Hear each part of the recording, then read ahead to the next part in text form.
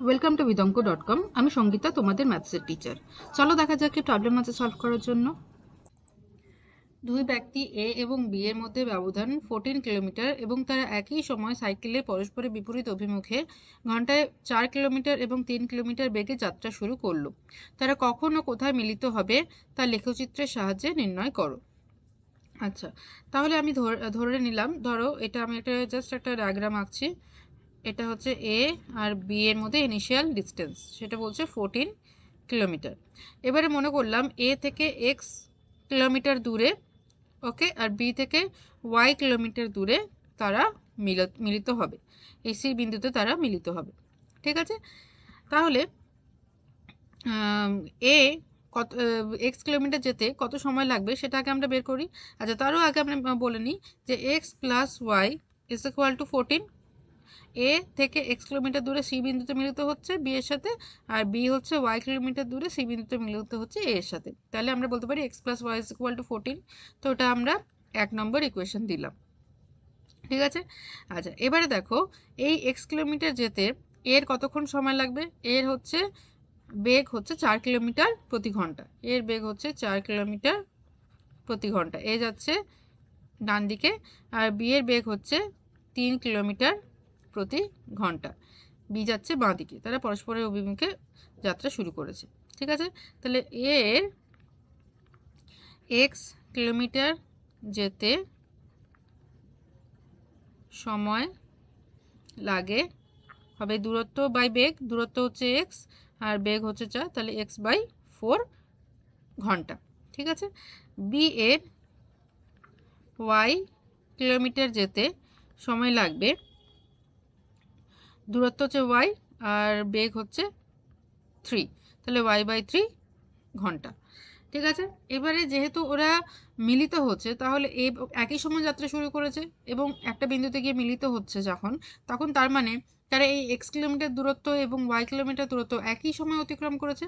ঠিক আছে, যেহেতু তারা একই সময় যাত্রা শুরু করেছে, তাহলে আমরা বলতে পারবো যে x by 4 is equal to y by 3। অতএব x by 4 is equal to y by 3। So 3x is equal to 4y, or we can say x is equal to 4y by 3। তো এটা আমি 2 নম্বর ইকুয়েশন দিলাম। দেখো আমাদের equation form হয়ে গেছে, x plus y is equal to 14 একটা equation, আর x is equal to 4y by 3 আরেকটা ইকুয়েশন। তো এই দুটো ইকুয়েশন ইউজ করব আমরা এবং গ্রাফের সাহায্যে আমরা এর সলিউশন বের করব। ঠিক আছে, আচ্ছা তো আমি দ্বিতীয় ইকুয়েশনে প্রথমে আমি একটা টেবিলে ফরম্যাট করি এক্স আর ওয়াই। তো ওয়াই এর দুটো মানের জন্য এক্স এর দুটো মান আমরা লিখব। তো ওয়াই এর ভ্যালু যদি 0 হয়, এখানে 0 বসালে এক্স এর ভ্যালুও 0 হবে। ওয়াই এর ভ্যালু যদি 3 নিই, তাহলে এক্স এর ভ্যালু যদি এখানে 3 বসাই, তাহলে 3 কেটে গিয়ে হবে 4, তাহলে এক্স হবে 4। ঠিক আছে, এটা একটা পেলাম। আচ্ছা, এর আরেকটা আমরা পেয়েছিলাম x plus y is equal to 14। তো আমরা বলতে পারি x is equal to 14 minus y. আবার একই রকম টেবিল বানাই, এক্স আর ওয়াই এর টেবিল। ওয়াই এর ভ্যালু যদি 0 হয়, এক্স কত হবে 14 হবে। ওয়াই এর ভ্যালু যদি আমি 3 নিই, আচ্ছা এক্স কত হবে, তাহলে এখানে দেখো 11 হচ্ছে। ঠিক আছে, তো এই দুটো ডেটার সাহায্যে আমরা কি করব, গ্রাফ তৈরি করব। ঠিক আছে, এক্স এবং ওয়াই এর সব পজিটিভ ভ্যালু আছে, তাহলে আমরা পজিটিভ এক্স অ্যাক্সিসের দিকটা একটু বেশি করে নিই। ঠিক আছে, এটা পজিটিভ এক্স অ্যাক্সিস, আর এটা হচ্ছে পজিটিভ ওয়াই অ্যাক্সিস, এটা নেগেটিভ এক্স অ্যাক্সিস, আর এটা হচ্ছে negative y axis. Positive x axis দেখো ম্যাক্সিমাম ভ্যালু আছে 14, তাহলে আমাদের 14 অবধি মার্কিং করতে হবে। এটা হচ্ছে অরিজিন ও বা 0, যেখান থেকে 1 2 3 4 5 6 7 8 9 10 11 12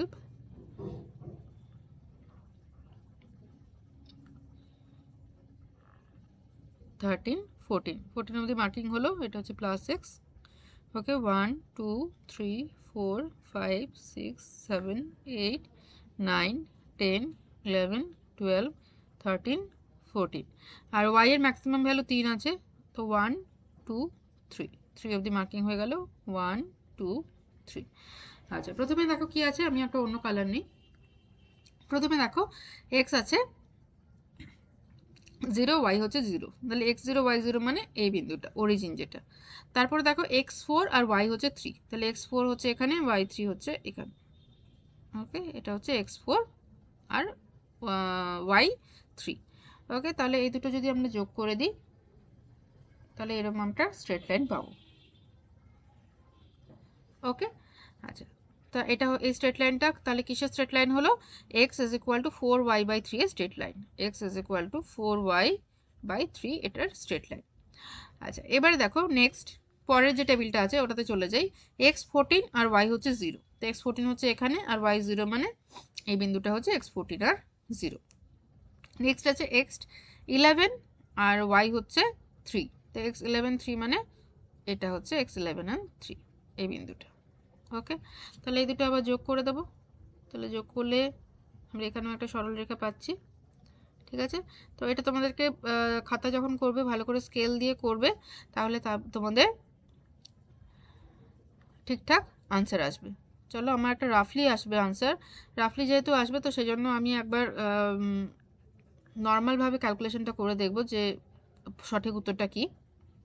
দেখো, এইখানে মিলিত হয়েছে দুটো বিন্দু, দুটো সরলরেখা, এটা হচ্ছে x plus y is equal to 14। তাহলে এই দুটো সরলরেখা এই বিন্দুতে মিলিত হয়েছে। ঠিক আছে, তো এখান থেকে যদি আমি এটা পারপেন্ডিকুলার রাখি, ঠিক আছে, তো এটা মিলিত হবে, দেখো এখানে 8-এ মিলিত হচ্ছে, x ইজ ইকুয়াল টু 8-এ। Okay, x is equal to 8-এ আসছে। যদি এটা তোমরা ঠিকঠাক করে করো তাহলে x ইজ ইকুয়াল টু 8-এ আসবে। ওকে, তাহলে x ইজ ইকুয়াল টু 8 হলো, এবং এটা যদি তুমি এদিকে বাড়াও, ঠিক আছে, এটাকে আমাদেরকে আরও একটু এক্সটেন্ড করতে হবে।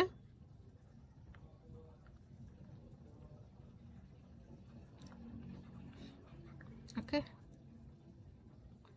এটা যদি এদিকে বাড়াও তাহলে এটা তোমার মিলিত হবে, এটা 4 5 6 6 হবে মিলিত, 4 5 6, এখানে 6 আসবে। তাহলে এই যে বিন্দুটা আসছে এখানে 6 আসছে আর এদিকে 8 আসছে, তার মানে এখানে যে এই পয়েন্টটা পাচ্ছি, যেই বিন্দুতে দুটো সরলরেখা মিলিত হচ্ছে সেটা হচ্ছে 8,6। ঠিক আছে, 8,6 মানে x is equal two 8, y is equal two 6। Fine, তার মানে কি হলো যে এ বিন্দু থেকে বা একবার দেখে নিই, চলো,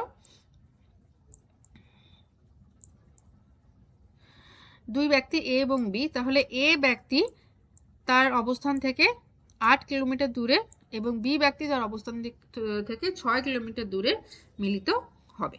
ওকে, তাহলে এ ব্যক্তি 8 কিলোমিটার দূরে বি এর দিকে, ওকে, আর বি ব্যক্তি 6 কিলোমিটার দূরে এর দিকে মিলিত হবে। ওকে, এটা কত দূরে কোথায় মিলিত হলো সেটা পাওয়া গেল। এবার কতক্ষণ পরে মিলিত হবে সেটা আমাদেরকে নির্ণয় করতে হবে। তো সেটা নির্ণয় করার জন্য জাস্ট আমরা ভাগ করে দিই। এর গতিবেগ আমরা জানি, এর গতিবেগ হচ্ছে 4 কিলোমিটার প্রতি ঘন্টা। ঠিক আছে, তাহলে টাইম কত হবে, দূরত্ব বাই বেগ, তাহলে হচ্ছে 2 ঘন্টা। তাহলে 2 ঘন্টা পরে এ এবং বি তারা পরস্পর মিলিত হবে। আচ্ছা, যেটা আমি বলছিলাম 8 আর 6, এটা আমরা গ্রাফ থেকে পেয়েছি, যেহেতু গ্রাফটা আমি ম্যানুয়ালি করেছি এখানে, তো এখানে প্রপার অ্যাকুরেট আসেনি। তো চলো আমরা একবার এক্স আর ওয়াইটা ক্যালকুলেট করে, নর্মাল ওয়েতে ক্যালকুলেট করে দেখি যে 8 আর 6 আসে কিনা, আমাদের ক্যালকুলেশনটা সঠিক কিনা। ঠিক আছে, আচ্ছা, তো তার জন্য আমাদের যে ইকুয়েশনটা ছিল x/4 is equal to y/3। Okay, so x is equal to 4y/3, এটা একটা ইকুয়েশন আমরা পেয়েছিলাম। ঠিক আছে, আরেকটা পেয়েছি x plus y is equal to 14। তো এখানে আমরা সাবস্টিটিউশন মেথডে অ্যাপ্লাই করতে পারি। তো এই জায়গাটা 4y/3 বসিয়ে দিই, plus y is equal to 14।